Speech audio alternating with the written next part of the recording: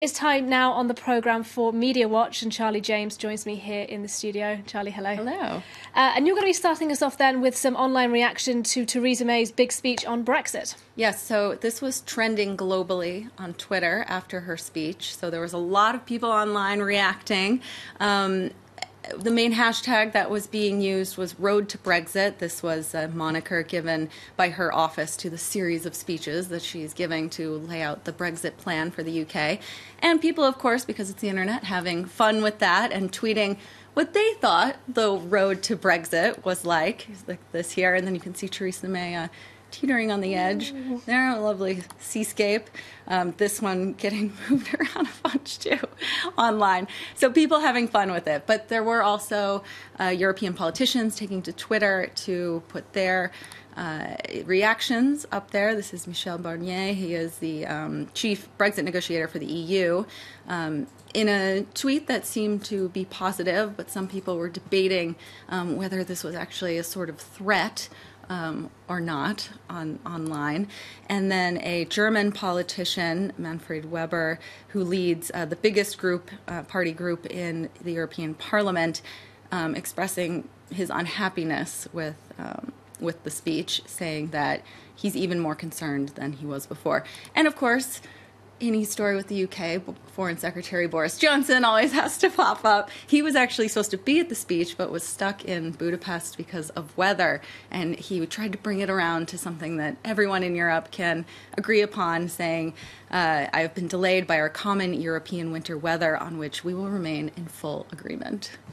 Boris Johnson, always very comfortable online. All right. Yes. Charlie, your next story then for us, what we were talking about a little bit earlier on, the César Awards, which are happening in Paris a bit later on this evening, and they're having almost their own version of the MeToo movement. That's true. And in fact, it's sort of award season fever online right now because the Oscars are on Sunday as well. So a lot of action on social media about awards. But what's really getting a lot of attention about this year's French Oscars, for people who don't know them, is this MeToo moment that they're having. We saw at the Golden Globe Awards, we saw at the BAFTAs, people wearing black, people wearing those pins to show support of the movement. Here, as we saw before, they'll be wearing those white ribbons. This is also part of a bigger campaign. In English, it's Now We Act, but in French, it's Maintenant on agit, that has been launched as a campaign against violence on women. And over 100 actresses and comedians have signed on to this. And we see actually here Rose McGowan there in the corner, who, of course, was one of Harvey Weinstein's accusers. And so there is a connection there. She signed on to this as well. And there has been some pushback with people saying, okay, that's great, but what is a hashtag? What are white ribbons? What are they really going to do for women who aren't the face of, who aren't on screen? And so part of also what they've wanted to do was create an initiative called 50-50 for 2020. It's to promote gender equality in the film industry and actually the arts in general. And so they are working towards pressuring cultural institutions to make sure that there's an even gender split. Okay, a laudable goal indeed.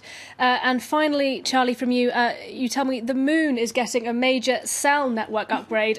What's going on? That's right. So obviously a lot of people interested in this since they might not even have 4G in their own town, but the moon is getting 4G. And let me explain real quick why this is happening. So a German company is planning to go to the moon next year in 2019 using a SpaceX rocket.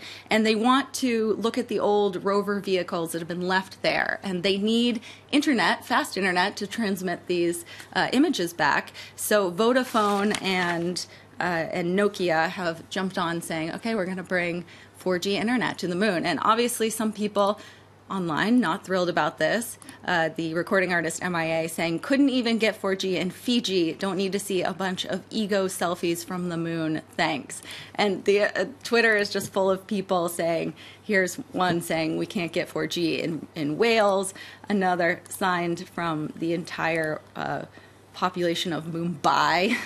This man saying, once you're done on the moon, Vodafone, can you give us some internet in Mumbai? So definitely that's why it's getting some attention. But if people want to get that 4G on the moon, they only need to travel about 384,000 kilometers to get there.